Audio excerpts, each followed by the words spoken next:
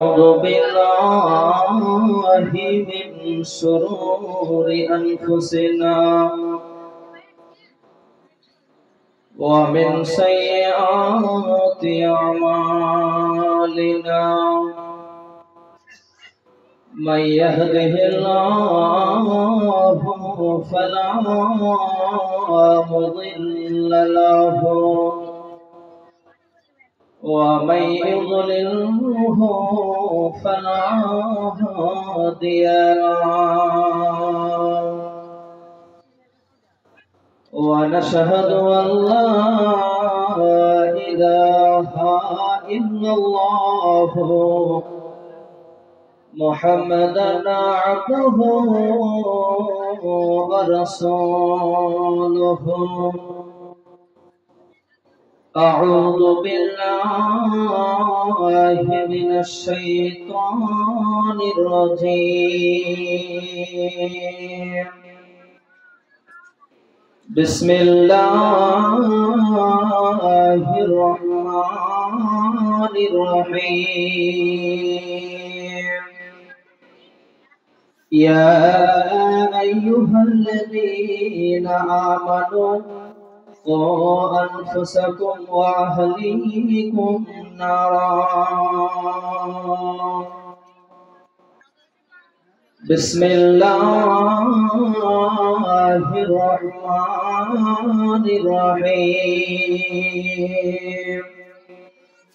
قال رسول الله صلى الله عليه وسلم كل مولود يولد على الفطرة فأبواه يهودانه ويمجسانه وينصرانه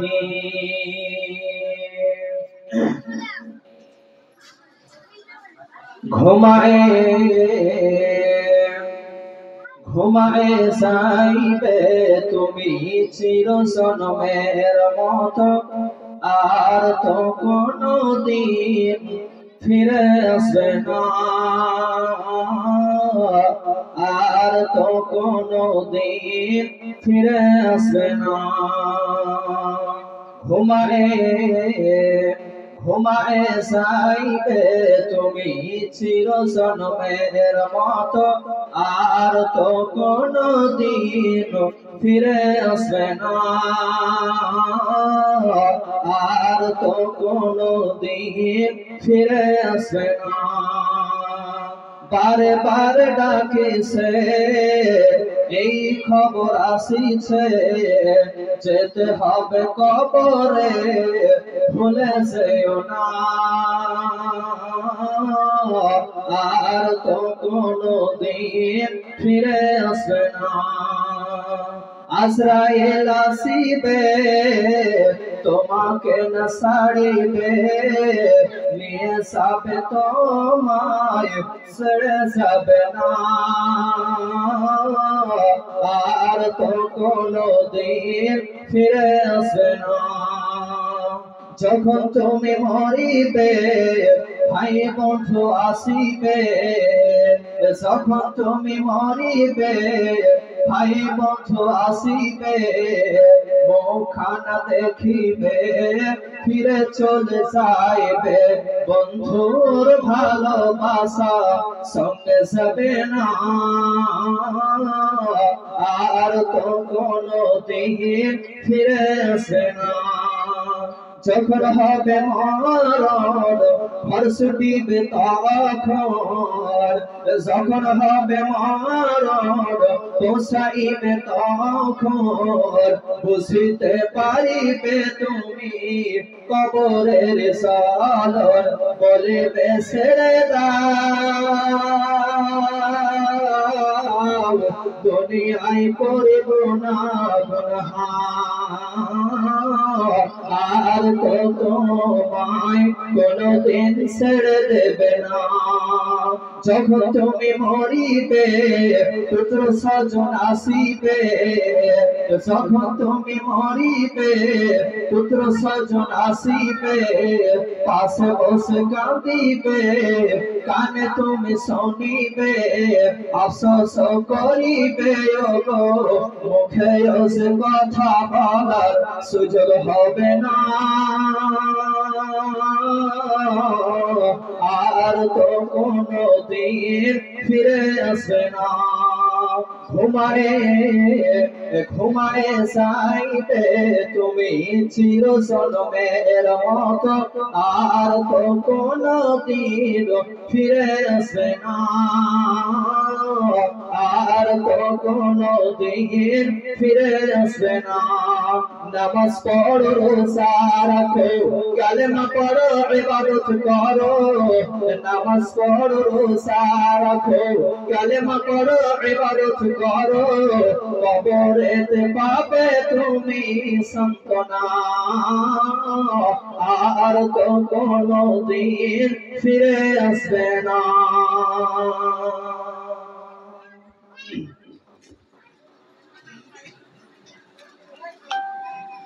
শ্রদ্ধেয় সুযোগ্য আজকের সভার যোগ্যতম সভাপতি মহাশয়, সামনে আমার দিনদার ইমানদার মুমিন ভাই সকল বাবা জীবনেরা, পর্দা থেকে সোনালী মুমিনা মা ও বোনেরা, প্রশংসা সেই মহান রব্বুল আলামিনের জন্য যে আল্লাহ পাক রব্বুল আলামিন আমাদেরকে একটি দ্বীনি মাহফিলে এসে বসার তৌফিক দান করেছেন। সেই মহান মনিবের দরবারে লাখ শুকরিয়া জ্ঞাপন করছি। তাই তিনার শেখানো বাক্যে আমরা সকলেই বলি আলহামদুলিল্লাহ। দরুদ ও সালাম বর্ষিত হোক নবী মুহাম্মদ রাসূলুল্লাহ সাল্লাল্লাহু আলাইহি ওয়াসাল্লামের উপর, আল্লাহুম্মা আমিন।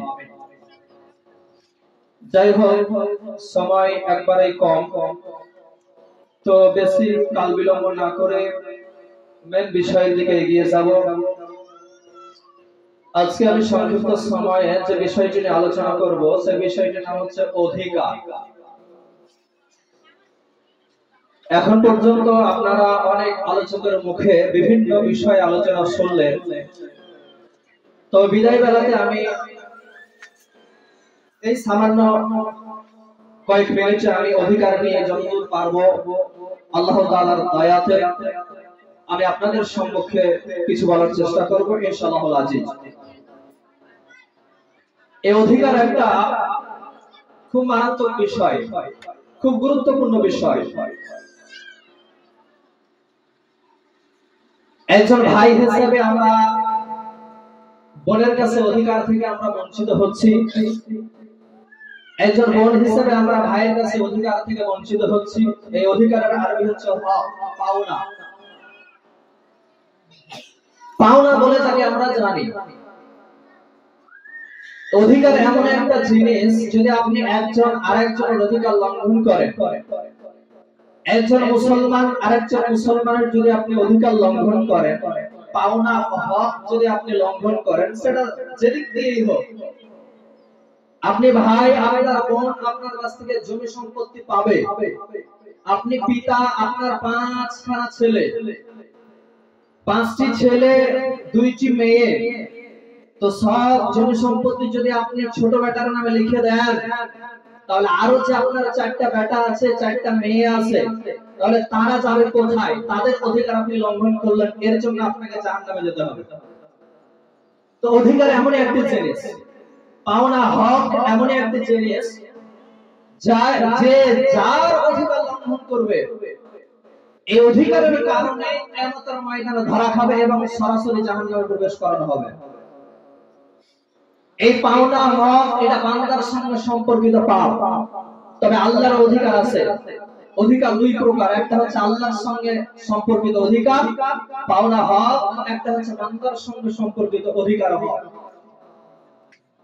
আল্লাহর সঙ্গে সম্পর্কিত অধিকার যদি আপনি লঙ্ঘন করেন, তাহলে আল্লাহর কাছে আপনি ক্ষমা চাইলে আল্লাহ আপনাকে ক্ষমা করে দেবেন। আর বান্দার সঙ্গে সম্পর্কিত যদি আপনি অধিকার লঙ্ঘন করেন, তাহলে এই পাপের ক্ষমা আল্লাহ করবেন না।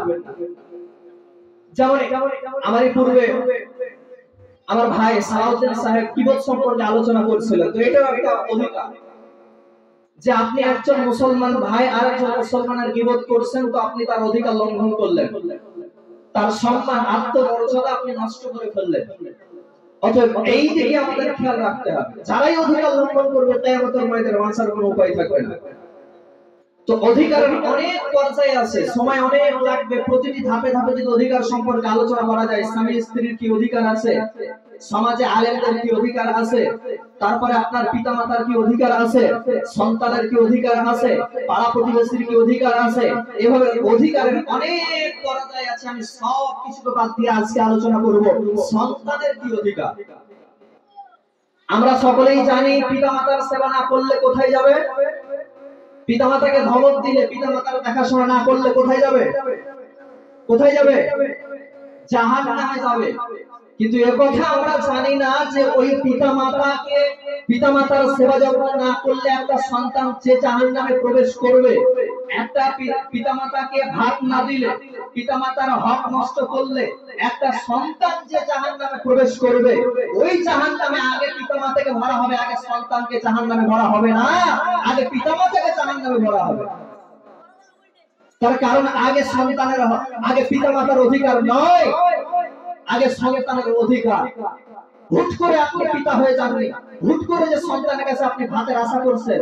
অনেক মুরব্বী মানুষ আছে, বাবা ছেলেরা আপনারা রাগ করবেন না, অনেক বাপজি আছেন এসে বলে যে আমার সন্তানদের আমি বিয়ে দিয়ে দিলাম, বড় হয়ে গেল, আমার সন্তানরা ভিন্ন হয়ে গেল, আলাদা হয়ে গেল, বাড়িতে বউ আসলো, বউটা কি ঝামেলা করলো, ঝামেলা করে দিয়ে আমার সন্তানকে আলাদা করে দিল। করবেই তো, করবে, এটাই বাস্তব। আপনাকে লাথি মারবে, যখনই বড় হবে, ভিন্ন হবে, আলাদা হবে, তখন আপনাকে লাথি মারবে, এটাই স্বাভাবিক। কেন, কেন মারবে? তার কারণ আপনি শিশুবেলাতেই তার অধিকার লঙ্ঘন করেছেন। একটা সন্তানের অধিকার প্রথমে, একটা গাছ লাগিয়েছেন আপনি, একটা ফলের গাছ লাগিয়েছেন, ওই ফলের গাছটা আপনি গতকালকে সন্ধ্যায় লাগিয়েছেন, আর আজকে সকালবেলায় গাছের গোড়াতে গিয়ে বলছেন যে ফল ধরে না কেন, ধরে না কেন, ধরে না কেন। এটা কি সম্ভব কোনোদিন যে আপনি গত রাত্রে ফলের গাছ লাগিয়েছেন আর তারপরে দিন সকালের কাছে ওই গাছের নিকটে গিয়ে বলছেন যে গাছে ফল ধরে না কেন? ধরবে কোনোদিন? কখনোই না। ঠিক মতো আপনাকে গাছের যত্ন নিতে হবে। গাছের আশেপাশে যে আগাছা আছে, সে আগাছাগুলোকে উপড়িয়ে ফেলতে হবে, সার প্রয়োগ করতে হবে, মাঝে মধ্যে বীজ দিতে হবে, এভাবে বেড়া দিয়ে তাকে ঘিরে দিতে হবে, নইলে কখন ছাগল এসে, গরু এসে সেই গাছটিকে উপড়ে ফেলবে, খেয়ে ফেলবে। ঠিক ওই রকম ভাবে একটা সন্তানের যখন আপনি মা হবে, একটা সন্তানের যখন আপনি বাপ হবে, তখন হুট করে আপনি বলতে পারেন না যে আমার বেটা খেতে দেই না কেন, আমার ছেলে, আমার মেয়ে আমাকে খেতে দেই না কেন, এটা আপনি বলতে পারেন না। সন্তানকে আপনি, অনেক লোক আসছেন, আপনারা একটু আগিয়ে বসুন, কিন্তু যারা আসছেন তারা একটু আগিয়ে বসুন।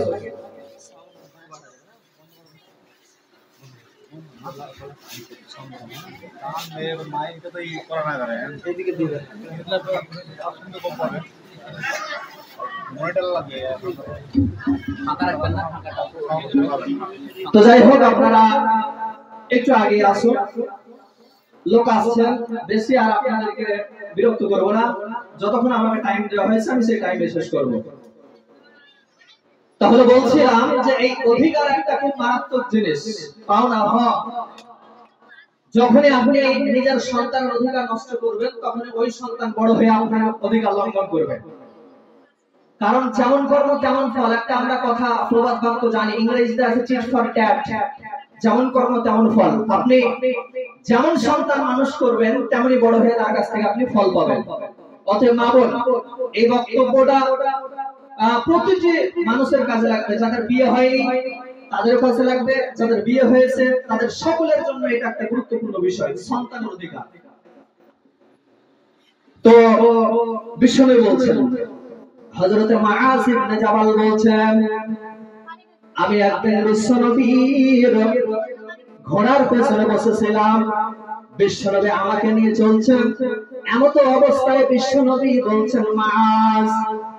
বিশ্বনবী যখন কোনো কথা বলতেন, যদি কথাটি কোনো গুরুত্বপূর্ণ কথা হতো, তখন বিশ্বনবী বলতেন, তিনবার করে বিশ্বনবী সজাগ করতেন, সচেতন করতেন যে আমি যাকে যে ব্যক্তিটিকে আমি কথা শোনাচ্ছি সেই ব্যক্তিটি আমার সম্মুখে ওই ব্যক্তিটি প্রস্তুত আছে কিনা, আমি যে কথাটি বলবো এই কথাটি অনেক গুরুত্বপূর্ণ আছে। অতএব আমার বোন আমার, আপনারা কথা বন্ধ করুন। অনেক দিন সারাদিন আপনারা গল্প করে এসেছেন, অতএব এই মাহফিলে এসে খবরদার কোনো ধরনের গল্প করবেন না। বিষ্ণু বলছেন মাআসরে তুমি কে জানো ওমা হাক্কুল্লাহি আলাল ইবাদ ওমা হাক্কুল ইবাদ আলাল্লাহ।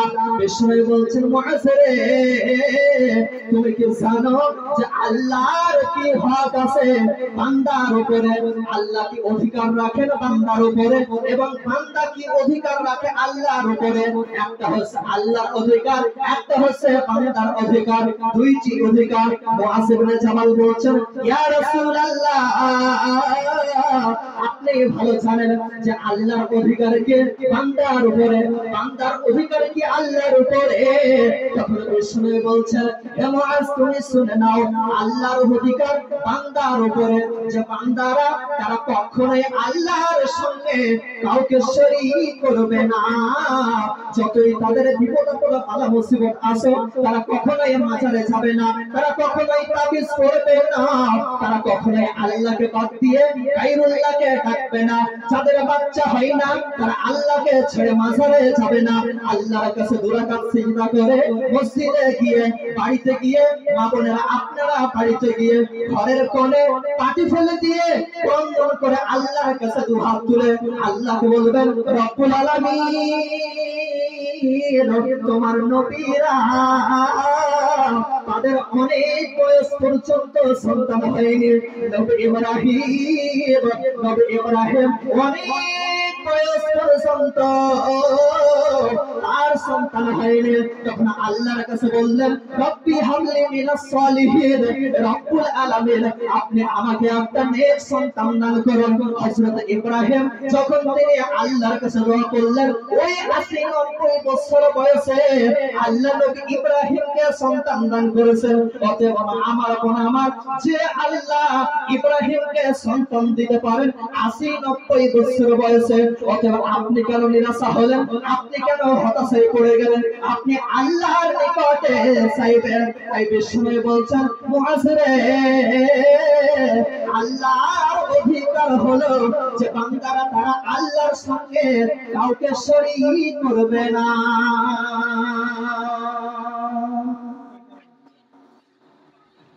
এটা হচ্ছে আল্লাহর অধিকার, এগুলো আমার বিষয় নয়, একটু ভূমিকা শুরু করে বলছি। তারপরে বান্দার অধিকার কি বিষ্ণু বলছেন যে আল্লাহর কাছে বান্দার অধিকার কি। যদি আপনাদের ডিস্টার্ব হয় তো এইদিকে আমার দিকে বক্সটা দিয়ে দেন, বক্সটা আমার দিকে দিয়ে দেন, আওয়াজ কমে গেল একদম, আমার দিকে দিয়ে দেন। তো হ্যাঁ সুন্দর আছে একদম। তাহলে যেটা আমি বলছিলাম যে আল্লাহর অধিকার বান্দার কাছে, যে আল্লাহ কোনোদিন এই বান্দা কোনোদিন আল্লাহর কাছে শিরিক করবে না। শিরিক সম্পর্কে আপনারা অনেক শুনেছেন, আমি আর এদিকে আলোচনা করব না, শুধু একটা উদাহরণ দেব। সেটা হচ্ছে যে আপনার আল্লাহ যেটা পারেন, আল্লাহ যেটা পারেন সেটা যদি আপনি কোনো বান্দার কাছে গিয়ে চান, বান্দাকে যদি আপনি মনে করেন আল্লাহ উদাহরণ মনে করেন, সমকক্ষ মনে করেন, তাহলে সেটাই শিরিক হবে। এই কথা আপনি বুঝে নেন। এবারে বান্দার অধিকার কি আল্লাহর কাছে? বিষ্ণু বলছেন যে বান্দার অধিকার আল্লাহর কাছে, বান্দার পাওনা হচ্ছে যারা শিরিক করবে না আল্লাহর জন্য তাদেরকে আল্লাহ শাস্তি দেবেন না। এটা হচ্ছে বান্দার অধিকার আল্লাহর কাছে পাওনা। বন্ধুরে আমার, তাহলে এটা দুটা ঝামেলা গেল। একটা হচ্ছে আল্লাহর অধিকার, একটা হচ্ছে বান্দার অধিকার, মিটে গেল। এভাবে পৃথিবীর বুকে অনেক অধিকার আছে। আমি ভাই হিসেবে আমার বোন আমার কাছে পাওনা রাখে, অধিকার রাখে, আমি বোনের কাছে অধিকার রাখি। আমার পিতা যদি মারা যায়, আমার মা যদি মারা যায়, পিতা মাতার নামে যত জমি সম্পত্তি আছে সব জমি সম্পত্তির ফারায়েজ হবে। ফারায়েজ কোসে আমার বোন এবং ভাইদেরকে বুঝিয়ে দিতে হবে, এটা তারা আমাদের কাছে অধিকার রাখে। বন্ধুরে আমার, এভাবে সারা পৃথিবী জুড়ে অনেক অধিকার আছে, তবে আজকে আমি সন্তানের অধিকার নিয়ে আলোচনা করব। সন্তানের অধিকার। আজকে আমরা অনেকেই পিতা হয়েছি, মাতা হয়েছে, যাদের বিয়ে হয়নি বিয়ে হবে, মাতা হবে, পিতা হবে, তো তাদেরও এই বক্তব্যটা খুব গুরুত্ব কাজে লাগবে। তো অনেক যারা পিতামাতা হয়েছে, পিতামাতা হওয়ার পরে খুব আনন্দে উৎফুল্ল হয়ে আজকে শুনলাম যে আপনার এই কোথাকার একটা আশেপাশে কোন গ্রামের একজনের মেয়ে হয়েছে। বর্তমান সমাজে মেয়েদের কেউ মূল্য দেয় না। কারো যদি মেয়ে হয় তাহলে শাশুড়ি ঝাঁটা নিয়ে বৌমাকে তাড়তে যায়, খালি মেয়ে হয়ে যায়, মেয়ে হয়ে যায়, ছেলে কি তোর হয় না? আচ্ছা, ওকে নিজের সন্তান তৈরি করে নাকি? সন্তানের মালিক কে? আল্লাহ। আল্লাহ দিয়েছে, আল্লাহ যাকে যা ইচ্ছা তাই দেবে। মেয়ে হলে আপনার খারাপ কেন? এটা তো আল্লাহরই দেওয়া। জাহেলিয়াতের মতো এখন আমাদের সমাজে মা বোন আছে, বাপ ভাই আছেন যে মেয়ে হলেই বলে খারাপ। আমাকে তো সব থেকে ভালো লাগে যার মেয়ে হয়, সেটাই সব থেকে বেশি ভালো, সেই সবচেয়ে বেশি সৌভাগ্যবান। আল্লাহর রহমত, আল্লাহর দয়া যার মেয়ে হবে তার। তো একজনের মেয়ে হয়েছে, তার গাড়িটাকে ফুল দিয়ে সাজিয়েছে রামপুরহাট মেডিকেল হসপিটালে। মেয়েকে আনতে যাবে, গাড়ি সাজিয়েছে ফুল দিয়ে। তাহলে কত সে খুশি হয়েছে যে তার মেয়ে হয়েছে। তাই তো আজকে আমরা সন্তানের পিতা হচ্ছি, সন্তানের মাতা হচ্ছি, কত আনন্দ, কত উৎফুল্ল, কত ফুর্তি। কিন্তু সন্তানকে যে একটা মানুষের মতো মানুষ তৈরি করতে হবে, এই খেয়াল আমাদের কাছ থেকে চলে গেছে। আগেকার যুগের ছেলেরা আমরা ছোটবেলাতে মানে খুব লজ্জা করতাম আর ভয় করতাম, কিন্তু এখনকার ছোট ছোট ছেলে মেয়েরা তাদের যে বিবেক, তাদের যে আবেগ, তারা কাউকে দেখলে ভয় করে না। তাদের ভিতর থেকে যে কথা হয়, কথা বের হয়, এত পাকামো পাকামো কথা আমরা এখন বলতে পারি। তো যাই হোক, এই যে ছেলে মেয়ে আমরা পিতা হয়েছি, বাবা হয়েছি, তাদের জন্য কিছু অধিকার আছে। পিতামাতার অধিকার আমরা অনেক শুনেছি, প্রত্যেক জুমায় আমরা শুনি যে পিতামাতার সেবা যত্ন না করলে জাহান্নামে যেতে হবে। তো আজকে আলোচনা করব সন্তানের সেবা যত্ন না করলে পিতামাতাকে জাহান্নামে যেতে হবে, মানে উল্টে আলোচনা করব। সব জায়গাতে খালি পিতামাতার সেবা, পিতামাতার সেবা, পিতামাতার সেবা, আর সন্তানের যে অধিকার আপনি নষ্ট করে ফেলেছেন, তো এর দায় কে নেবে? তা আজকে আমি এই বিষয়ে আলোচনা করব। তো সন্তানের অধিকার বলতে গেলে সর্বপ্রথম যে বিষয়টা বা যে পয়েন্টটা আমি বলতে চাই সেটা হচ্ছে যে সবচেয়ে আপনাকে একটা যে বিয়ে করতে যাবেন, বিয়ে করার পূর্বে যে মেয়েটাকে আপনি নির্বাচন করতে যাবেন, ওই মেয়েটাকে আপনার দিনদারিতা নির্বাচন করতে হবে, দিনদারি মহিলা নির্বাচন করতে হবে। সর্বপ্রথম সন্তানের অধিকার। মা বোন কান করে শুনেন, আপনার বিয়ে হয়নি, যাদের বিয়ে হয়নি আপনারা বিয়ে করবেন, তো বিয়ে করার পূর্বে একটা নেক ছেলে দেখে বিয়ে করবেন, যারা নামাজ পড়ে, 5 ওয়াক্ত সালাত আদায় করে, আল্লাহর বিধান মেনে চলে। এক কথায় এখনকার বোনেরা তো আর যার মুখে দাঁড়িয়ে আছে তাকে পছন্দই করে না, যে গায়ে পাঞ্জাবি দিয়ে বেড়ায় তাকে পছন্দই করে না। 5 ওয়াক্ত মসজিদে ঢুকে নামাজ পড়ে, ও পুরাতন জামানার ছেলে, ওকে আর চয়েস হবে। যে বিড়ি খায়, সিগারেট খায়, গাঁজা খায়, হিরোইন খায়, মাতলামি করে, তাকে একদম দারুণ চয়েস, কেটিএম নেবো আর পেছনে বসবো আর আরাম করে উড়ে বেড়াবো। যাও 3 মাস ঘুরে বেড়াও, তারপরে লাঠির লাত না খাবে, তখন বুঝতে পারবে যে বিয়ে করা কত ঝামেলা। অতএব বিয়ে করার পূর্বে আমাদের যাকে বিয়ে করতে যাব সে আমার শুধু স্ত্রী নয়, যে মেয়েটাকে আমি বিয়ে করতে যাব সে মেয়েটা শুধু আমার স্ত্রী নয়, আমার হবু সন্তানের মা। যে সন্তান তার পেট থেকে হবে তার মা হবে ভবিষ্যতে। অতএব একজন দার্শনিক বলছেন যে পৃথিবীর বুকে সবচেয়ে সন্তানের জন্য বড় বিশ্ববিদ্যালয় আপনার বোলপুরের বিশ্ববিদ্যালয় নয়, রামপুরহাটের কলেজ নয়, আপনার সিউড়ির বিদ্যাসাগর কলেজ নয়, সবচেয়ে বড় বিশ্ববিদ্যালয় হলো তার মা। অতএব মা যদি নেক হয়, নেককার বিবি হয়, তাহলে সন্তান একটা মানুষের মতো মানুষ তৈরি হবে। আর মা যদি খারাপ হয় তাহলে সন্তান মাতাল হবে। মা যদি সারাদিন টিভি সিরিয়াল নিয়ে ব্যস্ত থাকে তাহলে তার পেট থেকে আল্লাহ ওয়ালি বের হবে, এটা কোশ্চেনকালে সম্ভব নয়, অসম্ভব। এ বিষয়ে পরবর্তী সময় আসছে। তাহলে যে বিষয়টা সর্বপ্রথম আমাদেরকে নির্বাচন করতে হবে, একটা সন্তান পরিচালনা করতে গেলে সন্তানের অধিকারী হিসেবে সর্বপ্রথম হচ্ছে যে আপনার একটা সুন্দর মা নির্বাচন করতে হবে, সুন্দর মহিলা নির্বাচন করতে হবে।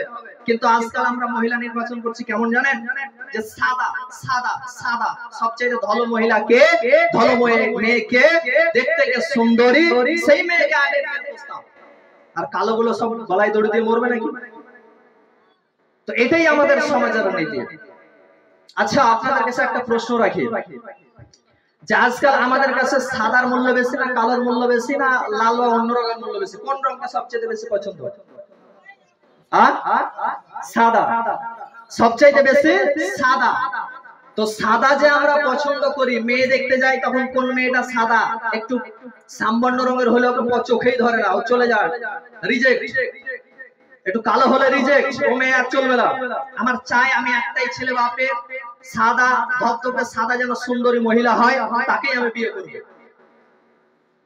আচ্ছা, বাজারে গিয়ে যখন আপনি দেখেন অনেক সবজি আছে, তার মধ্যে একটা সাদা জিনিস আছে, জিনিসটার নাম হচ্ছে মূলো। তো বাজারে গিয়ে মূলো কিনেন না টমেটোর কিনে নিয়ে আসেন, কোনটা বেশি চোখে ধরে বলেন তো? কেন টমেটো চোখে ধরে, মূলো কেন ধরলো না সাদা জিনিস? তাহলে সব সাদা ভালো নয়, সব সাদা পছন্দ নয়। অতএব যে মেয়েরা যে সাদা হবে সুন্দরী হবে বলেই মানে ভালো হবে, এটা কোশ্চেন কালেও সম্ভব নয়। অতএব সাদা বলেই দিনদারিতা, এটা কোশ্চেন কালেও নয়। বন্ধুরে আমার, তাহলে সন্তানের প্রথম নম্বর অধিকার হলো যে যখনই যাদের বিয়ে হয়নি তারা আপনারা যাকে বিয়ে করতে যাবেন, ও পুরুষের দল, ও যুবকের দল, তোমরা একটা মেয়ে নির্বাচন করবে, টাকা পয়সা দেখে নয়, রূপ সৌন্দর্য দেখে নয়, তার সৌন্দর্যতা দেখে নয়, বরং তুমি তাকে নির্বাচন করবে তার দিনদারিতা দেখে। সে নামাজ পড়ে কিনা, সে আপনার কিনা আল্লাহ বিধান মানে কিনা, সে বোরখা পরে চলে কিনা, সে এক কথায় পর্দায় থাকে কিনা, সে কলেজে গিয়ে প্রেম করে কিনা, সে স্কুলে গিয়ে প্রেম করে কিনা, এ কথা আপনাকে মেনে নিতে হবে। এবং যে মেয়েটিকে আপনি নির্বাচন করেছেন, ওই মেয়েটি শুধু আপনার সঙ্গে সংসার করবে এটা নয়, ওই মেয়েটি আপনার হবু সন্তানের মা হবে। একজন সন্তানের কাছে একজন সন্তানকে যদি আপনি মানুষের মতো মানুষ তৈরি করতে চান, ওই সন্তানের কাছে যদি আপনি বড় হয়ে ভাত পেতে চান, ওই সন্তানের কাছে যদি আপনি বড় হয়ে ভাত খেতে চান, তাহলে বিয়ে করার পূর্বে আপনাকে সুন্দর মতো একটা মা নির্বাচন করতে হবে, যে মায়ের পেটের থেকে, যে ওই মহিলার পেট থেকে আপনার ভবিষ্যতে সন্তান আসবে। যদি মা খারাপ হয়, যদি মা সিরিয়াল দেখনে वाली হয়, যদি মা বিড়ি বাঁধনে वाली হয়, যদি মা বিভোগ करने वाली হয়, যদি আপনার ওই মহিলাটি টিভি সিরিয়াল দেখনে वाली হয়, পাড়ায় যেখানে ঝগড়া চলে, যেখানে গিবত চলে, যেখানে ঝামেলা চলে, সেখানে গিয়ে যদি হাজির হনে वाली হয়, তাহলে কোশ্চিন কালেও ওই মেয়েকে আপনি বিয়ে করবেন না। আপনাকে আগে খোঁজ নিতে হবে যে ওই মেয়েটির চরিত্র কেমন, ওই মেয়েটির সঙ্গে তার মায়ের চরিত্র কেমন, ওই মায়ের সঙ্গে তার পরিবারের বংশ কেমন, এভাবে তার 7 গোষ্ঠী উদ্ধার করে বিয়ে করতে হবে। তবেই আপনার সন্তান মানুষের মতো মানুষ তৈরি হবে। সন্তানের অধিকার অনেক আছে, তার মধ্যে আমি এটাকে প্রথমে ধরলাম। কেন আমি মেয়ে নির্বাচনকে সন্তানের অধিকারের প্রথম ধরলাম? তার কারণ আছে যে মহিলাকে আপনি নিয়ে আসবেন আপনার ঘরে, ওই মহিলা যদি দিনদারি না হয় তাহলে তার পেট থেকে আল্লাহওয়ালা আপনি কখনোই আশা করতে পারেন না। অতএব সুন্দরী মেয়ে নির্বাচন করতে হবে। মা বোন, অনেক বোন আছে এখন যে ছেলেরা 10 দিন 5 দিন তার পেছনে ঘুরে বেড়াবে, 2-4টা চকলেট নিয়ে পেছনে ঘুরে বেড়াবে, তাকে মোবাইল নাম্বার দিয়ে দিনের পর দিন ফোন লাগিয়ে দেবে, মানে সেই তাকে না জানি কত ভালোবাসে। কিন্তু এটা আপনাদের ভুল ধারণা। আচ্ছা আপনারা বলেন তো, যারা কাজে ব্যস্ত, যারা কাজ করে, টাকা ইনকাম করে, তারা কি কখনো বেকার কারো পেছনে ঘুরে বেড়াতে পারে? কখনোই ঘুরে বেড়াবে না। যারাই মেয়েদের পেছনে ঘুরে বেড়ায় তারাই বখাটে, লম্পট, চোর, দাগাবাজ, ছিনতাইকারী, তারাই সিগারেটখোর, তারাই মাতাল। এভাবে তাদের যাদের কাজ নাই তারাই মেয়েদের পেছনে ঘুরে বেড়াবে, আর মেয়েরা তাদেরকে চয়েস করবে, মানে ভোলা মন। অতএব বোনামার যাদের বিয়ে হয়নি তোমাদেরকে দেখে নির্বাচন করতে হবে। আগে তুমি সঠিক হও, আগে তুমি ভালো হও, তারপরে তোমার একটা সুন্দর স্বামী তোমাকে আল্লাহ দান করবে। বন্ধুরে আমার, তাহলে আমাদেরকে প্রথম কাজ করতে হবে যে একটা সুন্দর মেয়ে নির্বাচন করতে হবে। এটা সন্তানের প্রথম অধিকার। যে মেয়েরা বিয়ে করবেন তাদেরকে একটা সুন্দর স্বামী নির্বাচন করতে হবে, এটা সন্তানের অধিকার। আপনি বিয়ে করবেন, আপনি খোঁজ লাগাবেন এই ছেলেটি বিড়ি পান করে কিনা। যারা বিড়ি খায় তাদের থেকে আপনি 7 ক্রোশ দূরে চলে যাবেন, খবরদার তাকে আপনি বিয়ে করবেন না। যারা সিগারেট পান করবে তাদেরকে আপনি বিয়ে করবেন না। যারা গুটখা খায়, হিরোইন খায়, যারা তামাক খায় তাদেরকে আপনি কখনোই বিয়ে করবেন না। যখনই আপনি বিয়ে করবেন তখনই আপনাকে কয়েকদিন পরে পস্তাতে হবে।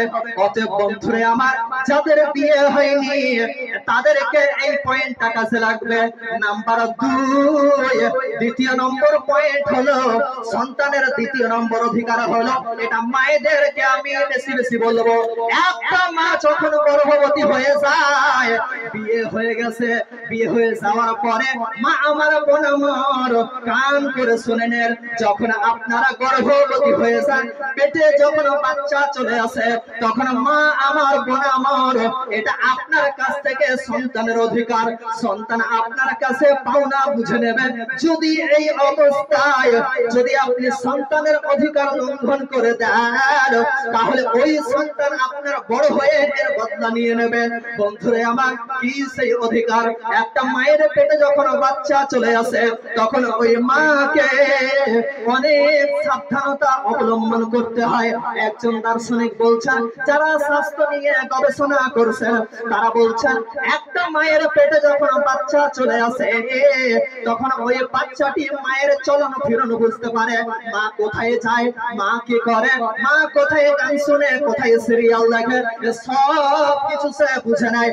মা যদি পৃথিবীতে মোবাইল নিয়ে ব্যস্ত থাকে, আর পেটে যদি বাচ্চা থাকে, আর মা যদি সিরিয়াল নিয়ে ব্যস্ত থাকে, আর ওই অবস্থায় যদি পেটে বাচ্চা থাকে, মা যদি বিড়ির গুলা নিয়ে বসে থাকে, আর পেটে যদি বাচ্চা থাকে, তাহলে ওই সন্তান পৃথিবীর বুকে পশ্চিম কালেও ভালো সন্তান হতে পারে না, পারে না, পারে না।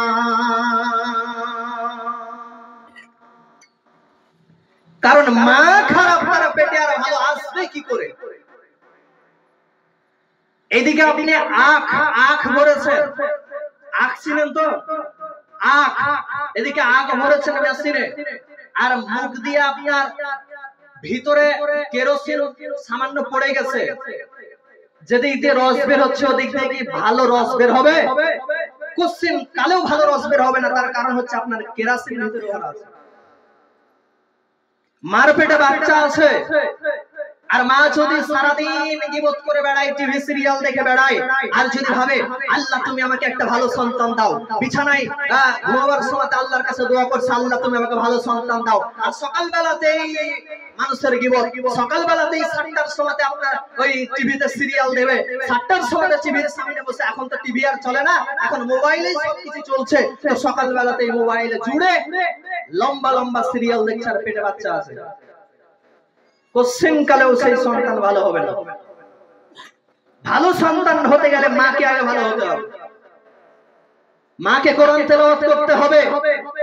বাচ্চা যতদিন পেটে আছে বেশি বেশি কোরআন তেলাওয়াত করতে হবে, সালাত আদায় করতে হবে, নামাজ পড়তে হবে, আল্লাহর কাছে দোয়া করতে হবে, ক্রন্দন করতে হবে, তবেই আপনার পেট থেকে একটা ভালো সন্তান বের হবে। নইলে কোশ্চিন কালেও আপনার পেট থেকে ভালো সন্তান বের হবে না। বন্ধুরে আমার, তাহলে এটা হলো সন্তানের দ্বিতীয় অধিকার, যে মাকে ভালো হতে হবে। নাম্বার 3, এটা দ্বিতীয় নম্বরে মায়ের পেটে বাচ্চা এলো, বাচ্চা আসার পরে 3 নম্বর সন্তানের অধিকার হলো যে সন্তানটা যখন পৃথিবীর বুকে আসলো তখন ওই সন্তানের একটা সুন্দর নাম রাখতে হবে।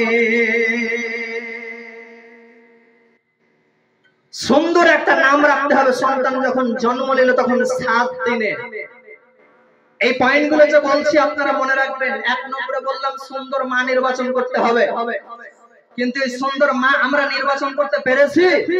কেউ আমরা সুন্দর মা বেশিরভাগই আমরা নির্বাচন করতে পারি। আমরা দৌড়ছি টাকার পেছনে, কোন বাড়িতে বেশি টাকা পাবো। এখন তো আমাদের আপনার কি বলছো ওটা পণ পণ প্রথা তো এখন উঠেই গেছে, কিন্তু টেকনিক অন্য খাটিয়েছে। টেকনিকটা কি? যে বাড়িতে মেয়ে আপনার মেয়ে বেশি ছেলে নাই সে বাড়িতে বিয়ে হবে, এটা আমাদের টেকনিক। অনেক মানুষ এটা টেকনিক খাটিয়েছে।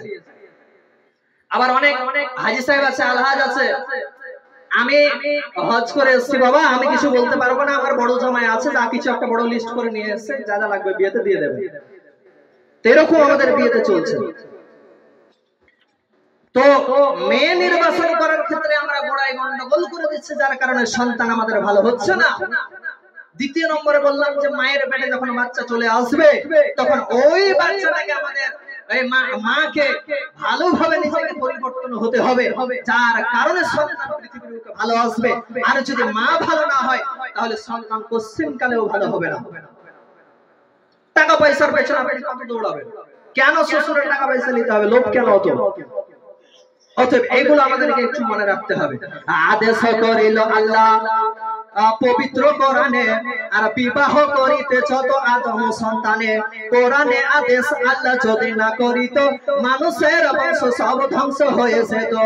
কিন্তু হায় বর্তমানে হতেছে এমন, বেটির বিয়েতে বেটার বাপ নিচ্ছে কত পণ। কেহ সোনা দানা নিচ্ছে, কেহ টাকা করে, কেহ সোনা দানা নিচ্ছে, কেহ টাকা করে, কেহ জমি জায়গা নিচ্ছে, কেহ নিচ্ছে বাড়ে। আবার কত বক্সি বলে নিব না গোপন, বেটা বেটে সাজিয়ে দেখ বিহাই আপন। টাকার বেলায় সাধু সাজে, জমির বেলায় চোর। টাকার বেলায় সাধু সাজে, জমির বেলায় চোর। বর্তমানে বেটার বাপ এমনি হারামখোর। হায়রে বেটার বাপ তুমি এমনি লোভী হলে, টাকার লোভেতে বেটা বিক্রি করিলে। গোপালপুরের হাটে শুনি বিক্রি হয় পাঠা, আর পাঠার মতো বিক্রি করো তোমরা নিজের বেটা। এর জন্য কে বাদায়ে জানো বেটার বাপ, এর জন্য কে বাদায়ে জানো বেটার বাপ। শত শত বেটির বাপে দিচ্ছে অভিশাপ। তো এভাবে অনেক মেয়ের জীবন শেষ হয়ে যাচ্ছে। তো আমাদের এই যে প্রথম সন্তান যদি আমরা মানুষের মতো মানুষ করতে চাই তাহলে আমাদেরকে মা একটা মেয়ে সুন্দরী নির্বাচন করতে হবে। তারপরে 3 নম্বরে বললাম যে আমাদের সন্তান যখন ভূমিষ্ঠ হবে 7 দিনে সন্তানের একটা আকিকা দিতে হবে, নাম রাখতে হবে। যাহা তাহা নাম রাখলে হবে না, ঝন্টু মন্টু টেন্টু ফেন্টু। ভালো ভালো হাদিস অনুযায়ী, কোরআন অনুযায়ী নাম রাখতে হবে। আলেম উলামা আছেন অনেক, তাদেরকে জিজ্ঞেস করবেন। আপনাদের গ্রামেই তো মাদ্রাসা আছে, মাদ্রাসায় গিয়ে আপনারা নামগুলো সুন্দর সুন্দর জিজ্ঞেস করবেন। মাওলানারা বসে আছে, তো ওনাদের কাছে আপনারা মানে সহকারে নাম রাখবেন। বন্ধুরে আমার, তাহলে এটা একটা পয়েন্ট। তারপরে আরেকটা পয়েন্ট হচ্ছে, এটা একটা ভাইটাল পয়েন্ট, এটা একটা গুরুত্বপূর্ণ পয়েন্ট। সন্তান জন্মের পরে সন্তানের একটা সুন্দর নাম রাখতে হবে। তারপরে আরেকটা পয়েন্ট যে আপনার সন্তানের আকিকা দিতে হবে। নামের সঙ্গে আকিকার কোনো সম্পর্ক নাই, নাম আলাদা জিনিস, আকিকা আলাদা জিনিস। তবে এটা একটা পিতামাতার প্রতি জিম্মা যে পিতামাতাকে সন্তানের 7 দিন আকিকা দিতে হবে, একটা সুন্দর নাম নির্বাচন করতে হবে। তার উপরে একটা সন্তানের বড় অধিকার যে সন্তান যখন ধাপে ধাপে ধাপে বড় হবে, যখন সন্তান আস্তে আস্তে আস্তে বড় হবে, তখন সন্তানকে সুশিক্ষা প্রদান করতে হবে।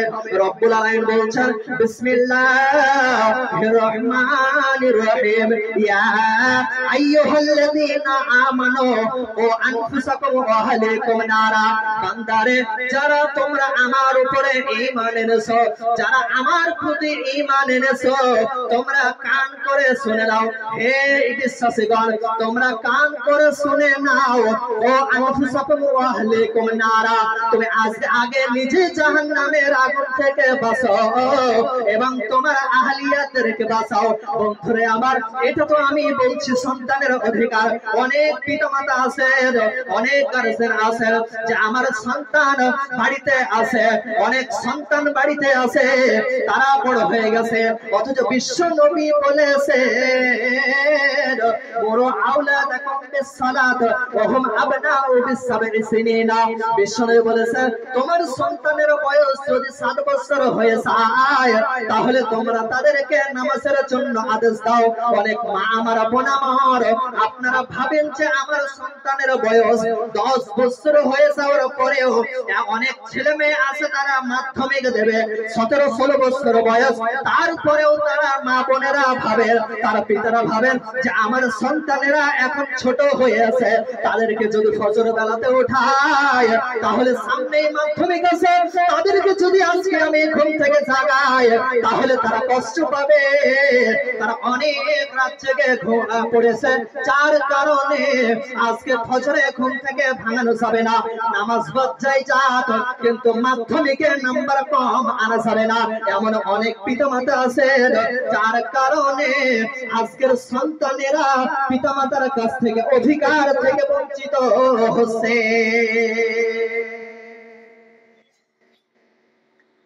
এটা একটা সন্তানের অধিকার যে সন্তানকে সুশিক্ষা প্রদান করতে হবে। একটু ধাপে ধাপে বলছি আমি।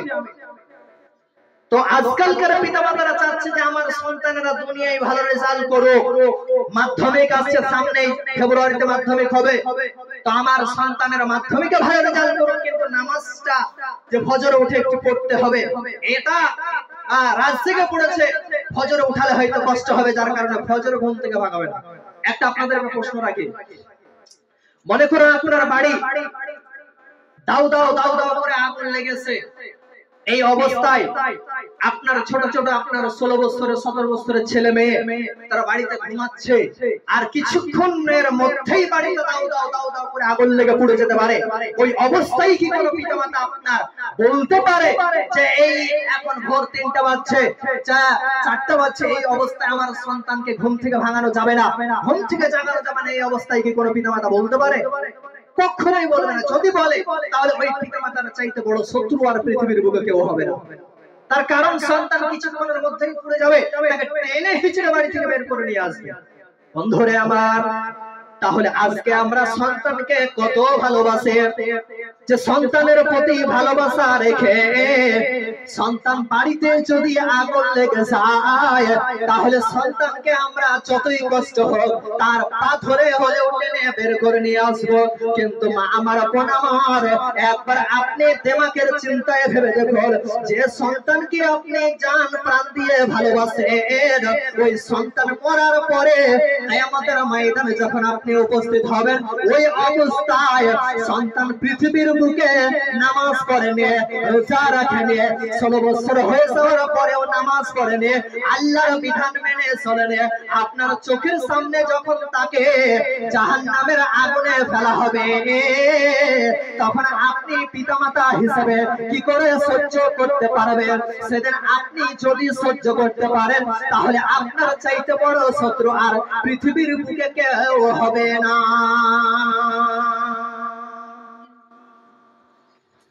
তাহলে একবার আপনি চিন্তা করে দেখুন যে মরার পরে আমাদের কি অবস্থা হবে।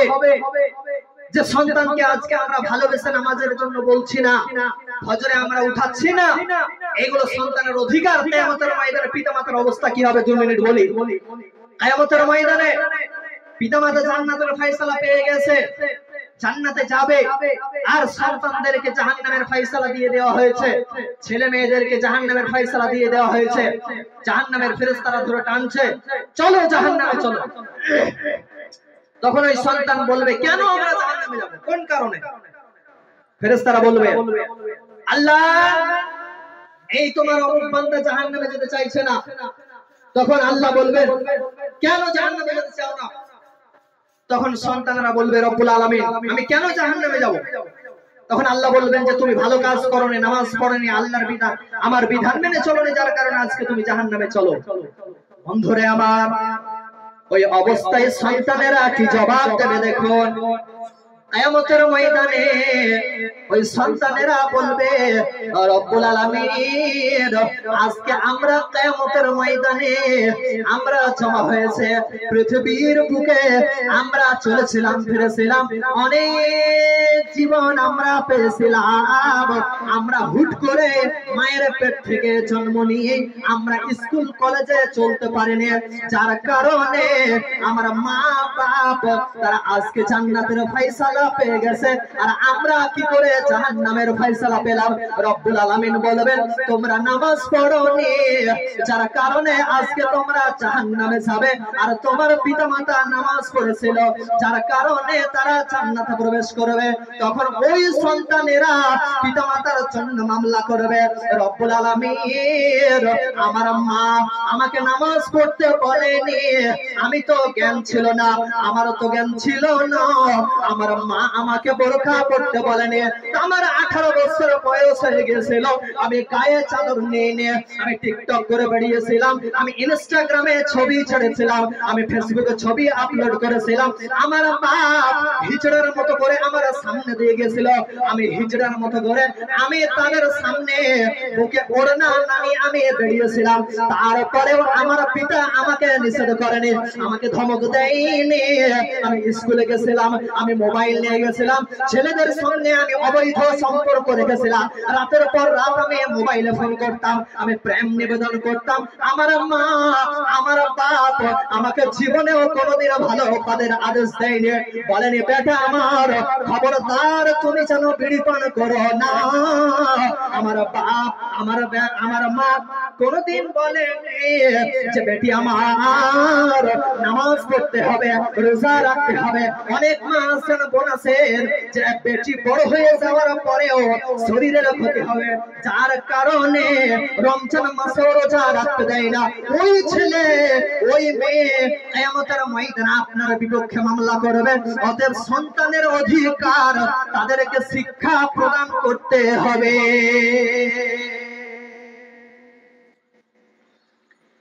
শিক্ষা প্রদান করতে হবে, এটা সবচেয়ে গুরুত্বপূর্ণ বিষয়। এই বিষয় এই পয়েন্টটা বলেই বক্তব্য শেষ করব। এটা সবচেয়ে ভাইটাল বিষয়। সন্তানকে মানুষের মতো মানুষ তৈরি করতে গেলে সবচেয়ে বড় বিষয়, ভাইটাল বিষয় হচ্ছে সন্তানের ভিতরে সুশিক্ষা প্রদান করতে হবে। আজকাল আমরা সন্তানদেরকে মানুষ করছি কি, যে আজকাল স্কুলে পড়ে কি হবে, চাকরি নাই বাকরি নাই, পড়ে কি লাভ, যারা স্ত্রীরা। তো ওই সন্তানরা বড় হয়ে আপনাকে মারবে না তো ওই পায়েস খাওয়াবে? যে সন্তানকে আপনি ছোটবেলাতেই নাবালক সাবালক হওয়ার পূর্বেই যাকে আপনি রাজমিস্ত্রি পাঠিয়ে দিচ্ছেন, সাবালক হওয়ার পূর্বেই যাকে আপনি টেলারির কাজে পাঠিয়ে দিচ্ছেন, সাবালক হওয়ার পূর্বে নাবালক অবস্থায় যাকে আপনি বিদেশে পাঠিয়ে দিচ্ছেন, ওই ছেলে বড় হয়ে আপনাকে পায়েস খাওয়াবে, লাঠির বাড়ি খাওয়াবে না তো? সন্তানদের ভিতরে সুশিক্ষা প্রদান করতে হবে। কতদিন আপনি বলেছেন যে আল্লাহ একজন, আল্লাহর কাছে মাথা নত করতে হবে? কতদিন আপনি বলেছেন যে কিছু চাইতে হলে আল্লাহর কাছে চাইতে হয়? ঈমান বিষয়ে আপনি কত শিক্ষা দিয়েছেন আপনার সন্তানদেরকে? কতদিন বলেছেন যে মোবাইল এখন নিতে হয় না? মোবাইল তো এখনকার তো মা বোনদের একটা একটা করে ছেলে আবদার করলে একদম বড় বড় আইফোন এনে দেয়। এত সন্তানের আবদার আর সন্তানের আদর ভালোবাসা। তো মা বোন সুশিক্ষা প্রদান করতে হবে। এখানে একটা ছোট্ট গল্প বলবো, জ্ঞান আছে, চরম জ্ঞান আছে গল্পটা।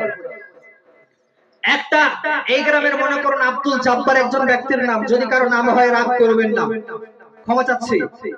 ব্যক্তির নাম হচ্ছে আব্দুল জাব্বার, তার দুইটি ছেলে। কয়টি ছেলে বললাম? দুইটি ছেলে আব্দুল জাব্বারের। গল্পটি মনে রাখবেন, কেউ গল্প করবেন না। তো আব্দুল জব্বারের দুইটি ছেলে, একটি ছেলের নাম হাবিবুর, একটি ছেলের নাম জামিরুল। তো হাবিবুর আর জামিরুল দুই ভাই। তো একটা ছেলে হাই স্কুলের মাস্টার আর একটা ছেলে রাখাল। প্রত্যেক দিন সকাল হলেই বাড়ি থেকে গরু ছাগল বাড়ি থেকে বের করে নিয়ে মাঠে যায়, গরু চড়ায়, আবার সন্ধ্যা হলে বাড়ি ফিরে চলে আসে। একদিন কপাল খারাপ, আব্দুল জব্বার সাহেব তিনি তেনার স্ত্রীর সঙ্গে ঝামেলায় লিপ্ত হয়ে গেছেন, মারপিট শুরু হয়ে গেছে, এমন তুমুল ঝগড়া যে চেঁচামেচি চরম শুরু হয়েছে। বাড়ির যে বড় ছেলে স্কুলের মাস্টার, সে বাড়ি ঢুকে দেখছে যে পিতামাতার সঙ্গে চরম ঝামেলা। শিক্ষিত মানুষ, তিনি পিতামাতার ঝামেলা ছাড়িয়ে দিয়ে তিনি বাড়ি থেকে বের হয়ে চলে গেছে। এমত অবস্থায় ঝামেলা আবার শুরু হয়ে গেছে, বড় ছেলে ঝামিয়ে মিটিয়ে দিয়ে চলে গেছে, আবার তুমুল ঝগড়া শুরু হয়ে গেছে। তো কিছুক্ষণ পরে তার ছোট ছেলে যে রাখাল, সে বাড়ি থেকে গরু চড়িয়ে বাড়িতে এসে ঢুকছে আর দেখছে যে পিতামাতার তুমুল ঝগড়া, এমনকি হাত তোলাতলিও শুরু হয়ে গেছে। তারা স্বামী স্ত্রী আর এর পিতামাতা ঝগড়া শুরু। তো এর হাতে ছিল বড় একটা লাঠি, লাঠি দিয়ে পিতাকে দুবাড়ি আর মাতাকে দুবাড়ি, ঝামেলা শেষ। পিতামাতা একদম চরম জোরে কাঁদতে শুরু করেছে, হলো তো হলো কি, যে আজকে আমরা এতদিন যাবত আমি গ্রামের একজন মান্যগণ্য ব্যক্তি, বাড়িতে স্বামী স্ত্রীর মধ্যে ঝগড়া হতেই পারে, বাইরে তো আর কেউ জানতে পারে না, বাড়ির ভিতরেই ঝগড়া চলছে, যা হচ্ছে হচ্ছে, এতে আমার প্রেস্টিজ কিছু গেল না। কিন্তু যখন আমার ছোট ছেলে এসে যখন আমার লাঠিতে মারলো, তখন আমার সব প্রেস্টিজ সব শেষ, টায়ার পাংচার। তখন আব্দুল জব্বার সাহেব গ্রামের মোড়লদেরকে ডেকে চুপে চুপে বাড়িতে ডেকে বলছেন, ভাই সর্দার সাহেব, মোড়ল সাহেব একটু বাড়িতে আসুন, একটু বিচার করতে হবে। কি হলো ভাই? তো আমার একটা যে ছোট ছেলে আছে, আমাকে আমার স্ত্রীকে লাঠি দিয়ে মেরেছে। তখন বলছে চলো ঠিক আছে, বিচার করতে হবে। তখন গ্রামের সর্দার সাহেব, মোড়ল সকলেই গিয়ে দুই একজন বাড়িতে গিয়ে বলছেন, সর্দার সাহেব জিজ্ঞেস করছেন, কি ব্যাপার হাবিবু, তুই বলে তোর মা বাবাকে মেরেছি? হ্যাঁ মেরেছি। মারলি কেন? তুই কি জানিস না যে আল্লাহ বলেছেন, ওয়াকাদা রাব্বুকা আল্লা তা'বুদু ইল্লা ইয়্যাহু ওয়া বিল ওয়ালিদাইনি ইহসানা ইম্মা ইয়াবলুগান্না ইনদাকাল কিবারা আহাদুহুমা, যদি তোমার পিতামাতা বয়স্ক হয়ে যায় তাহলে তাদের সেবা যত্ন করবে, শব্দ বলবে না, তাদেরকে কষ্ট দেবে না, তাদের সেবা যত্ন করবে, তাদেরকে কষ্ট দিলে জাহান্নামে যেতে হয়। তুমি কি জানো না? কেন তুমি মারলে? এত তুমি হতভাগা ছেলে, পিতামাতাকে কেউ মারে? কয়েকটা ধমক দিতে শুরু করেছে সর্দার সাহেব। তখন ওই ছেলে বলছে, হাবিবুর বলছে, থামেন থামেন থামেন থামেন, সর্দার সাহেব থামেন। আমি কি করে জানবো যে পিতামাতাকে মারতে হয় না? আমি তো জীবনে স্কুলে যাইনি, ছোটবেলা থেকে আমার মা ছোট, যখন আমি নাবালক অবস্থাতে আমার মা আমাকে একটা লাঠি ধরিয়ে দিয়েছে, বাড়িতে ছাগল আছে, গরু আছে, যা মার যে ছাগল চড়া আর বাড়ি যায়, ছাগল চড়া আর বাড়ি যায়। জীবনে স্কুলে যাইনি, জীবনে মাদ্রাসায় যাইনি, জীবনে মসজিদে যাইনি, না আলিফ বা পড়তে জানি, না ওয়া ওয়া জানি, না এবিসিডি জানি, কিছুই পড়তে জানি না। তাহলে আমি জানবো কি করে যে পিতামাতাকে মারতে হয় না? আমি মাঠে যাই, সকালবেলা আমি মাঠে যাই, মাঠে গিয়ে দেখি যে দুইটা গরুতে গুতাগুতি আর মারামারি করছে, তুমুল ঝগড়া করছে দুটা গরুতে। আমার হাতে লাঠি থেকে আমি দুটা গরুকে একে এক বাড়ি দিয়ে ঝগড়া মিটে যায়, ঝামেলা শেষ গরুদের। তো আমি যখন বাড়িতে এসে দেখলাম যে আমার মার সঙ্গে বাপের তুমুল ঝগড়া চলছে, তখন আমি ভাবলাম যে গরুদের মধ্যে হয়তো একে দু বাড়ি দিব, ঝামেলা শেষ হয়ে যাবে। যখনই মেরেছি ঝামেলাও শেষ, এত জোরে জোরে ঝগড়া চলছিল, যখনই মেরেছি তাদেরকে দু বাড়ি দিয়েছি গরুর মতো করে, তখন গরুদের মতো করে এদেরও ঝামেলা শেষ, ঝামেলাই মেরে গেছে। তো এতে আবার ঝামেলা কি মেরেছি না? তখন সর্দার সাহেব বলছে, তোর হাতে লাঠি আছে না? আমি লাঠি দেবো। এই লাঠি নিয়ে আয়। লাঠি নিয়ে বলছে, আরো 4 বাড়ি করে মার, তোর বাপকে 4 বাড়ি মার, তোর মাকে 4 বাড়ি মার, আমি 4 বাড়ি মার। বন্ধুরে আমার, এই যে একটা গল্প বললাম, এই গল্পটির মধ্যে অনেক জ্ঞান আছে। জ্ঞানটা হলো, একটা ছেলে যাকে শিক্ষা দেয়নি, যার কারণে সন্তান জানে না যে মাকে কিভাবে কথা বলতে হয়, মাকে কিভাবে আদরের কথা বলতে হয়, কিভাবে ভালোবাসতে হয়, এটা সন্তান জানে না। যে ছেলেকে আপনি শিশু বেলাতে আপনি সোনার কাছে পাঠিয়ে দিচ্ছেন, রাজমিস্ত্রি পাঠিয়ে দিচ্ছেন, তারা কি করে জানবে মায়ের ভালোবাসাকে? তারা কি করে জানবে পিতার ভালোবাসাকে? তারা কোশ্চিন কালেও জানবে না। এভাবে ওই ছেলের মতো করে তারা বড় হয়ে আপনাদেরকে লাঠির বাড়ি দেবে। তারা ভাত দেওয়া তো দূরের কথা, তারা কোশ্চিন কালেও আপনাকে ভালোবাসবে না। বাঁচবে না, কারণ সন্তানের অধিকার আপনি লঙ্ঘন করেছেন। সব চাইতে বড় অধিকার হচ্ছে সন্তানদেরকে সুশিক্ষা প্রদান করা। কয়দিন কোরআন শিক্ষা দিয়েছেন? কয়টা সন্তান আপনার কোরআন পড়তে জানে? কয়টা ছেলে মেয়ে কোরআন পড়তে জানে? সন্তানকে যদি আপনি কোরআনের শিক্ষা না দেন তাহলে আপনার বাঁচার কোনো উপায় থাকবে না। মা বোন, সারাদিনই তো স্কুল টিউশন বা টাকা পয়সা ইনকামের পেছনে দৌড়ালেন। এখনকার তো ছোট ছোট ছেলেদেরকে যাদের বয়স বুঝেনি, বোম্বাইয়ে চেন্নাইয়ে যারা সোনার কাজে যাচ্ছে তাদেরকে পুলিশে তাড়ছে। তো তারা করছে কি এখন আধার কার্ডে বয়সকে বাড়িয়ে দিয়ে তাদেরকে বিদেশে পাঠাচ্ছে। টাকা ইনকাম করতে হবে যাই হোক, বড় বড় বাড়ি করতে হবে, বড় বড় এসি লাগাতে হবে বাড়িতে, বড় বড় আপনার টাইলস লাগাতে হবে পায়খানাতে টাইলস না হলে পায়খানাই হয় না, পায়খানাই খেলা হয় না, পায়খানা টাইলস না থাকে তাহলে। এজন্য নাবালক ছেলেদেরকে বিদেশে পাঠাতে হবে। ওই ছেলের কাছে আপনি লাঠির বাড়ি খাবেন না, তো খাবেন কার কাছে আপনি বলুন একবার? ও সোনার প্লেটে আপনাকে পায়েস খাওয়াবে? কোশ্চেন কালেও আপনাকে পায়েস খাওয়াবে না, বরং লাঠির বাড়ি খাওয়াবে। মা বোন, অতএব সন্তানদেরকে আমাদেরকে সুশিক্ষা প্রদান করতে হবে, দিতে হবে। বন্ধুরে আমার,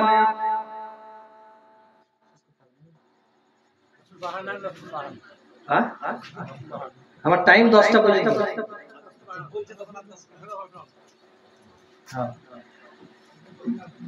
বন্ধুরে আমার, তাহলে বলছিলাম যে সন্তানকে সুশিক্ষা প্রদান করতে হবে। একটা সন্তান যখন জন্ম নেবে, জন্ম নেওয়ার পরে যখন সে কথা বলতে পারবে, কথা বলার সঙ্গে সঙ্গে তাকে আপনি এবিসিডি শেখাতে যাবেন না, তাকে আপনি অ আ ক খ শেখাতে যাবেন না, তাকে দুনিয়ার কিছু শেখাতে যাবেন না।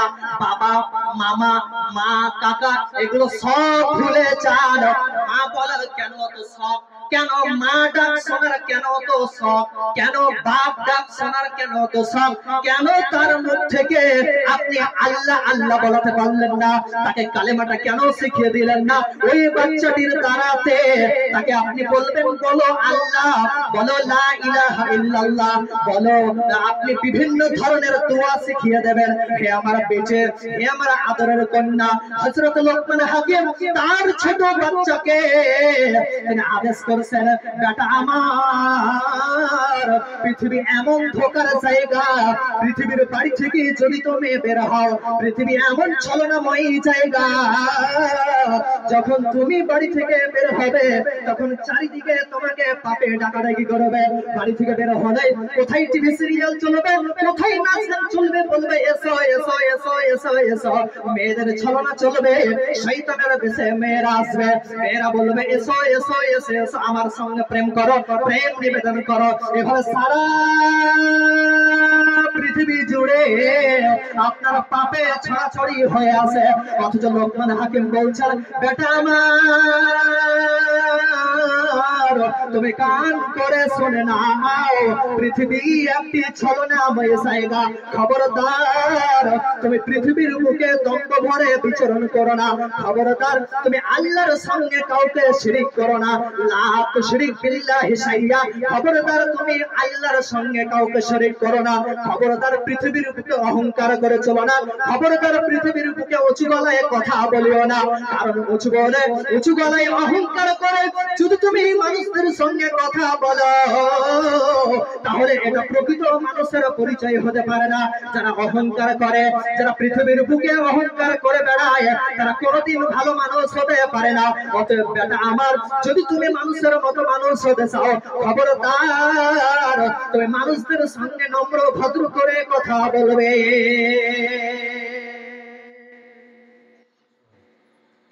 এইভাবে সন্তানদেরকে আদেশ দিতে হবে।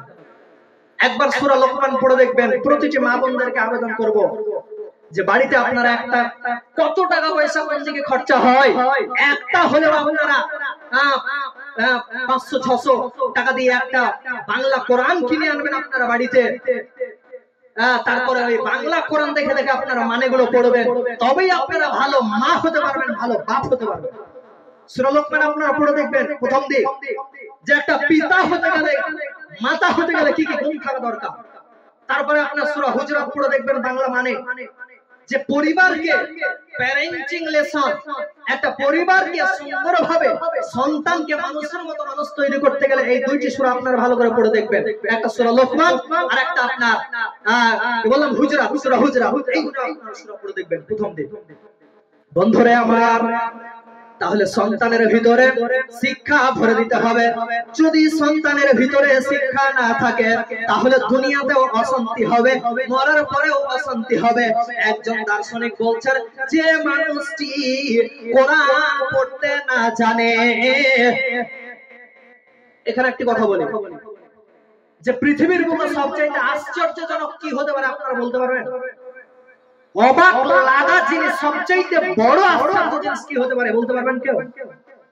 যাই হোক, যত বড় আছে পৃথিবীর বুকে এক নম্বরে যত বড় আশ্চর্যের জিনিস হতে পারে, সবচেয়ে আমার কাছে যেটা মনে হয়েছে বড় আশ্চর্যের জিনিস হচ্ছে যে মুসলমানের বাচ্চারা কোরআন পড়তে জানে না।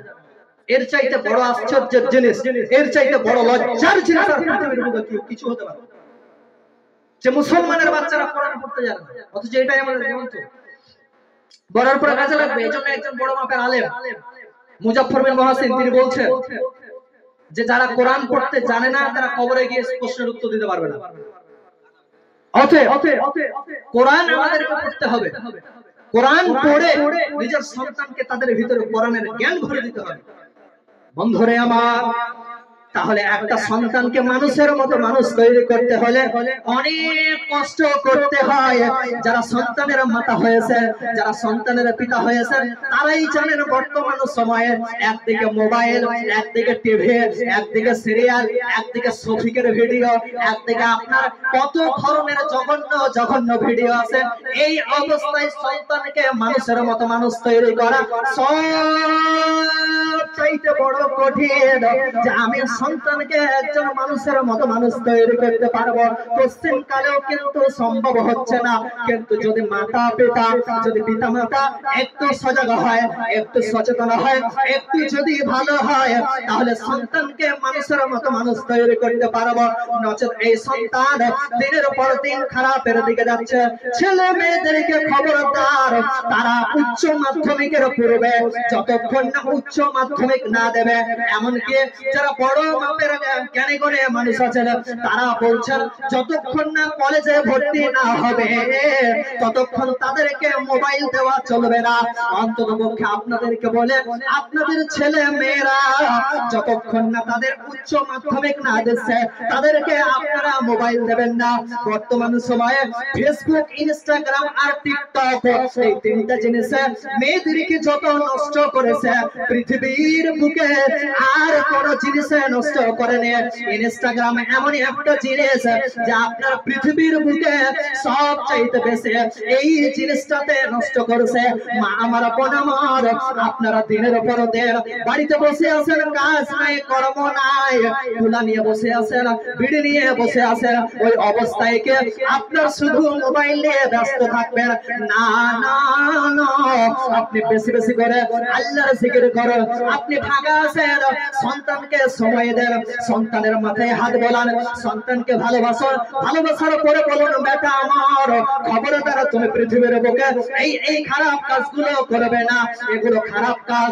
খবরদার যারা বিড়ি খায় তাদের নিকটে যাবে না। এই কাজগুলো খারাপ কাজ, এই কাজগুলো ভালো কাজ। এগুলো সন্তানদেরকে আপনারা ভালোভাবে বুঝিয়ে দেবেন, তবেই সন্তানেরা ভালো হবে। আমি প্রত্যেককেই বলবো যে আপনি সন্তানদেরকে সুশিক্ষা প্রদান করুন। তবে আমি বলছি না বাধ্য হয়ে যে আপনি প্রত্যেক সন্তানদেরকে আপনি আলেম তৈরি করুন। আলেম হওয়াটা ফরজ আইন নয়, তবে জ্ঞান শিক্ষা অর্জন করাটা ফরজ আইন। যতটা জ্ঞান অর্জন না করলে আপনি হালাল হারামের পার্থক্য করতে পারবেন না, অতটা জ্ঞান অর্জন করা আপনার জন্য ফরজ আইন। অতএব প্রত্যেকটি মানুষকে আমি আবেদন রাখবো যে মা বোন, আপনারা একটু খুব সুন্দর ভাবে বসে আছেন। তো যাই হোক, বিষয় অনেক লম্বা আর অনেক বিস্তারিত আলোচনা করা যায়, তো আপনারা হয়তো বিরক্ত বোধ করছেন। তো বিষয় বক্তব্য আমি শেষ করব। তো পরিশেষে আমি আপনাদের সকলের কাছে আবেদন রাখবো যে মা বোন, আপনারা বসে আছেন, ইনস্টাগ্রাম নিয়ে আপনারা ব্যস্ত থাকবেন না।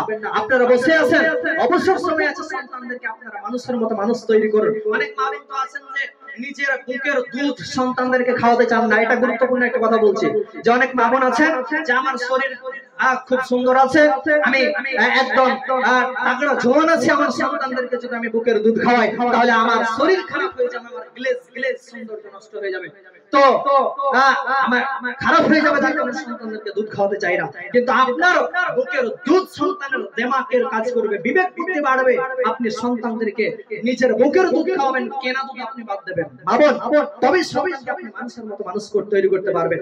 তো যাই হোক, আমি শেষ করব, শেষে একটা গজল বলি, আজকের বক্তব্য শেষ নাকি?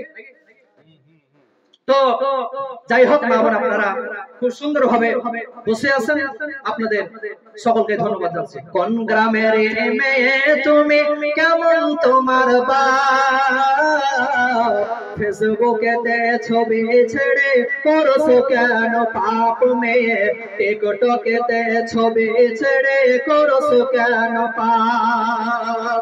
কোন গ্রামের মেয়ে তুমি, কেমন তোমার বাপ, ফেসবুকেতে ছবি ছেড়ে করছো কেন পাপ মেয়ে, ইনস্টাগ্রামে ছবি ছেড়ে করছো কেন পাপ।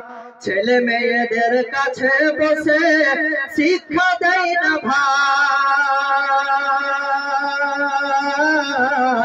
মা মেয়েকে কেমন লাগে ফেসবুকে জিগায়, ছেলে মেয়েদের কাছে বসে শিক্ষা দেয় না ভাই, মা মেয়েকে কেমন লাগে ফেসবুকে জিগায়, লজ্জা শরম হয় না কেন?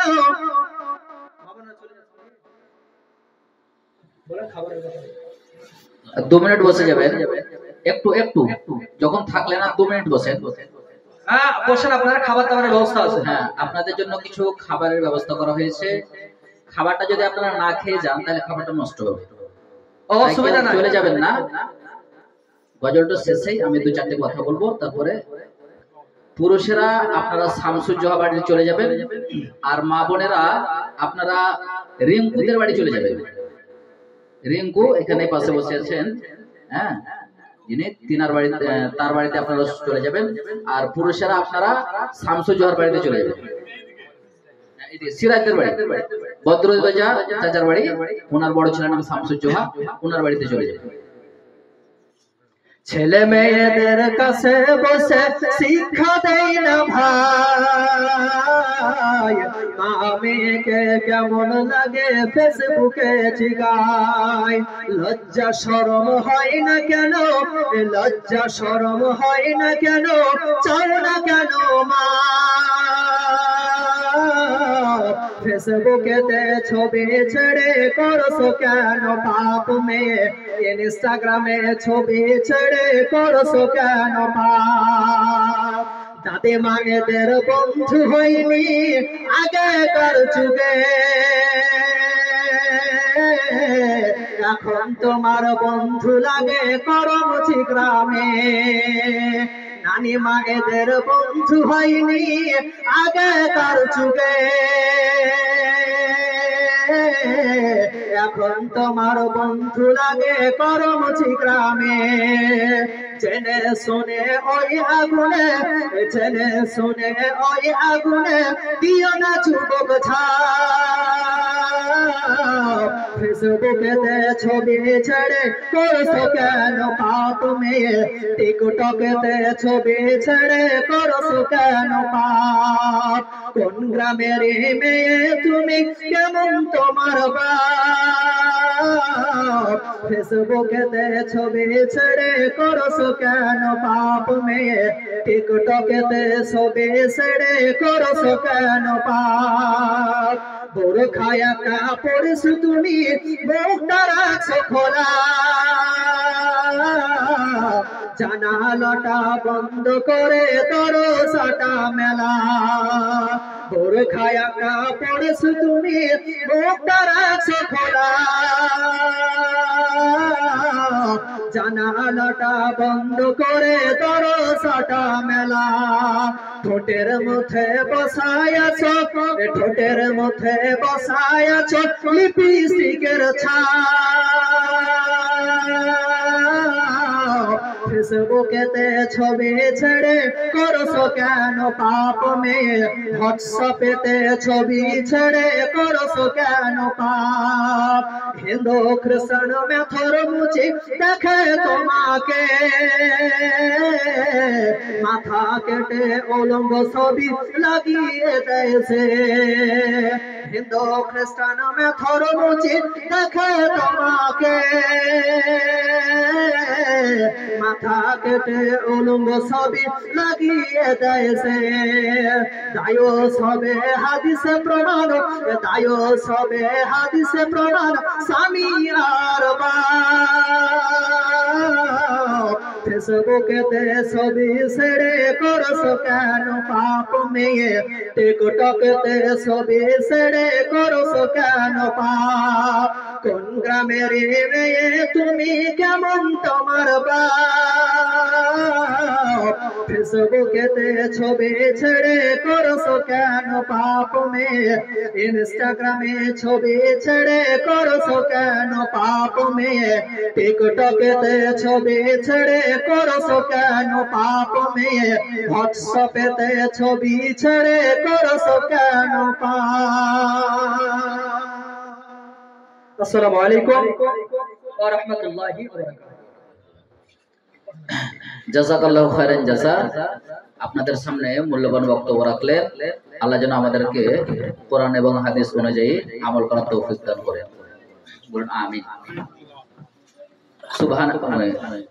মজলিস মার একটি দোয়া আছে, দোয়াটি আমাদের সকলকে পড়তে হয়, ঠিক আছে?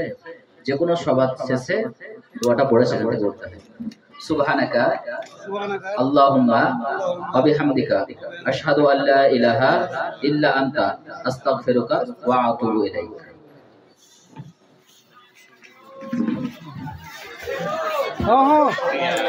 চলো চলো বুলবুল চলো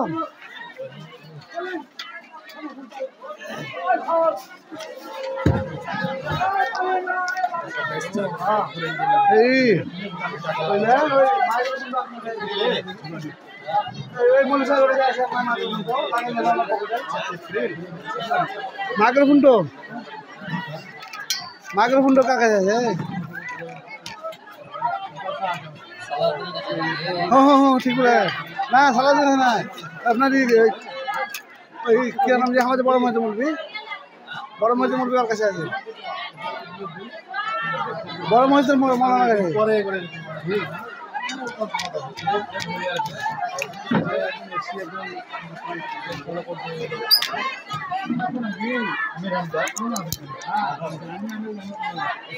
তাহলে এই যেটা আমার এত ভরসা ওইটা নাকি ওইটা ওই লেগে একবার বলছিল সাউন্ড হয় না, সব কমেন্ট করছিল সাউন্ড হয় না বলতে ওটা বন্ধ হয়ে গেছিল জি বলেন চলো আসসালামু আলাইকুম ভাই। ওয়ালাইকুম আসসালাম।